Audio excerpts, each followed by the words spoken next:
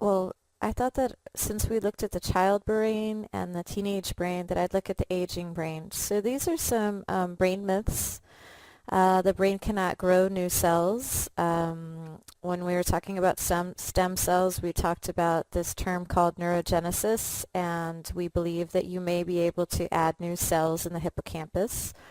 Older adults can't learn as well as young people. They can learn as well as young people, but it might take them a little bit longer. And the analogy that I make is if you think about the brain as a forest, I commonly use that as an analogy. Younger people, they have a forest that's not quite as dense because they don't have as much experience. And so to make a new pathway, there's room for it to get through. But an older person has so many different pathways that they kind of have to really push the pathways through because they have so many other pathways. But when they look at intelligence levels, they find that younger people can pick up things more quickly. But when you ask people to figure out the overall picture, bring together all the different facts and look at it in a new light, actually older people excel at that. Also, there's a lot of evidence that creativity gets stronger the more you age because you have so many more experiences, so many more pathways to draw upon to see things in a new light. Here's another brain myth. Connections between neurons are relatively fixed throughout life. So we talked about that synaptogenesis is something that happens throughout life. So the brain can always change. It can change even when you're 90 years old. Um, there's so much that we can do if we don't believe in these brain myths that you can continually to learn new things, and I encourage all of you to take on new challenges throughout your life.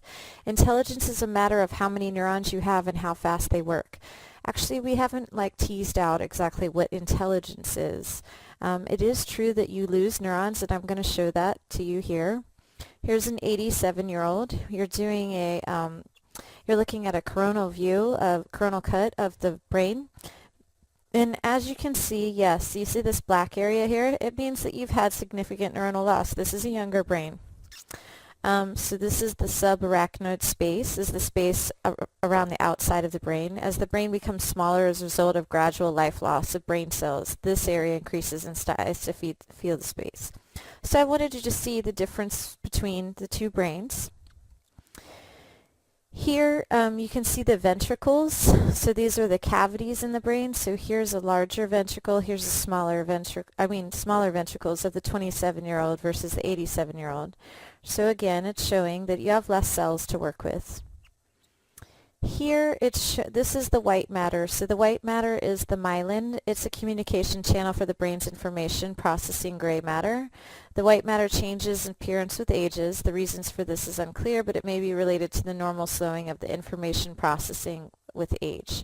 So you do see things here with changes associated with aging. I'm not saying in any way, shape, or form that your brain doesn't change. It's just like your body changes. But I do know quite a few people that are in their 90s that are still very active, still doing lots of things in the community, and I thought that I'd share. Okay, here the hippocampus is the memory center of the brain. There's some cell loss associated with healthy aging, but this by itself does not indicate significant memory loss.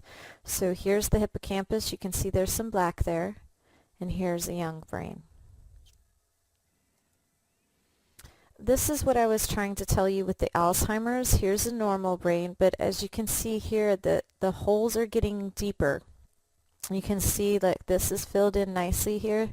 Do you see there's lots of loss? The wrinkles have separations between them. Okay, a normal brain here, and then you have the Alzheimer's here showing more and more loss.